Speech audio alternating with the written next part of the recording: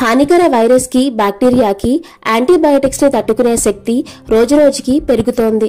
ముఖ్యంగా Helicobacter pylori అనే bacteria మీద ఎలాంటి యాంటీబయాటిక్స్ పనిచేయడం లేదని స్పష్టమైంది. అంతేకాదు క్యాన్సర్ కారక మరణాల కన్నా యాంటీబయాటిక్స్ కి లొంగని బ్యాక్టీరియా కారణంగానే ఎక్కువ మంది మరణిస్తున్నారని ప్రపంచ ఆరోగ్య సంస్థ సైతం పేర్కొంటోంది. అయితే జర్మనీ, బ్రిటన్లకు చెందిన శాస్త్రవేత్తలు ఎలాంటి మందులు వాడకుండా పసుపులోని క్యుర్క్యుమిన్ తో ఈ బ్యాక్టీరియాని నిరోధించగలిగారు. అదెలా అంటే మామూలుగానే హెలికోబాక్టర్ బ్యాక్టీరియా పొట్టలోని గోడలకు అతుక్కుని యాంటీబయాటిక్స్ కి దొరకకుండా దాక్కుంటుంది.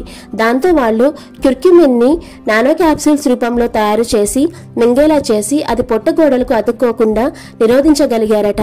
దీన్ని బట్టి రసాయనాలతో తయారు చేసే యాంటీబయాటిక్స్ తో పోలిస్తే పసుపులోని క్యుర్క్యుమిన్ అద్భుతమైన యాంటీబయాటిక్ అని పేర్కొనడమే కాదు, మున్ముందు అచ్చంగా పసుపు లాంటి సహజ పదార్థాలతోనే యాంటీబయాటిక్స్ ని తయారు చేయాలన్న ఆలోచనలోనూ ఉన్నారు శాస్త్రవేత్తలు.